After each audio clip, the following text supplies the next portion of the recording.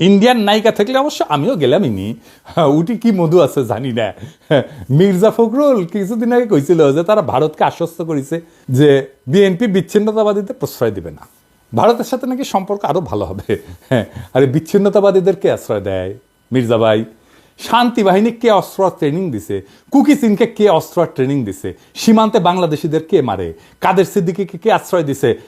বাংলাদেশের সেনাবাহিনীর সাথে যুদ্ধ করছে কাদের সিদ্দিকি, আবার সে বাংলাদেশের বিরুদ্ধে প্রচারণা করেছে। বাংলাদেশের সিকিউরিটি থ্রেট তো ইন্ডিয়া, ইন্ডিয়ারে আশ্বস্ত করার কে মির্জা ফখরুল? আমার ইস্যু নিয়ে তার প্রতিশ্রুতি কোথায়? তারে তো আমাকে আশ্বস্ত করতে হবে যে সে বাংলাদেশ বিরোধী প্রচারণা চালাবে না, ভারতের মাটিকে বাংলাদেশের বিরুদ্ধে অন্তর্ঘাতের কাজে ব্যবহার করতে দিবে না।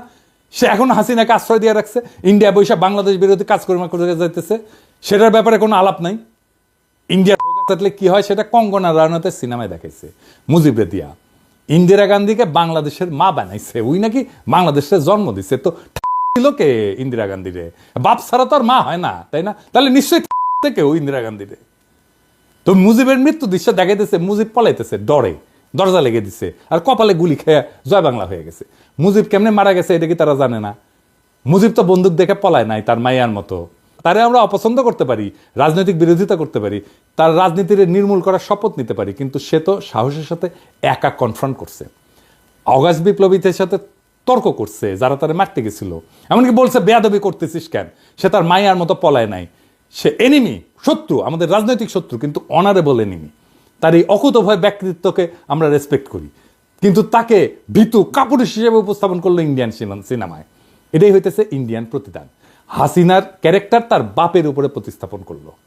আপনাদের জন্য এরকম লজ্জাজনক পরিণতি অপেক্ষা করতেছে। বাংলাদেশের চরম ডানপন্থার উত্থান, এইটা শর্ত আপনারাই তৈরি করে দিতেছেন, আপনারা সকলে মিলা। আপনারা যত বেশি লুসা মারবেন না, তত বড় চরমপন্থার উত্থান হবে। ঠেকাতে পারবেন না, ঠেকাতে তো পারবেন না, উড়ে যাবেন একেবারে। লাইনে আসেন, আওয়ামী লীগরা দাবরানির উপরে রাখেন, ইন্ডিয়ারে দাবরানির উপরে রাখেন, তাইলে জনগণ সাথে থাকবে। ভাবতেছেন ক্ষমতার মধুচন্দ্রিমা উপভোগ করবেন, পারবেন না। ক্ষমতা নিয়ে কিসের মধ্যে পড়তে যাইতেছেন আপনাদের কোনো ধারণাই নাই। আমি একটা এপিসোড করেছি, বুঝবেন কিসের মধ্যে পড়তে যাইতেছেন। কিচ্ছু করতে পারবেন না, উইরা যাবেন ইন্ডিয়ার বাড়িতে একেবারে। প্রফেসর ইউনূসকে সাপোর্ট দেন সংস্কার করতে, অপরাধীদের বিচার করতে, আওয়ামী লীগ আর ইন্ডিয়ারে দাবরানির উপরে রাখতে। তাইলে একটা জাতীয় ঐক্য তৈরি হবে, এতে আপনাদেরই উপকার। না হলে আর কি করা, মারা খাইবেন। সবাই আমরা মুড়ির টিন নিয়ে বসবো, কেউ পাড়ের পাশে পাইবেন না, আর হাততালি দিব নির্বোধ আর ক্ষমতা লোভীদের জন্য। এটাই কলে উপযুক্ত পুরস্কার।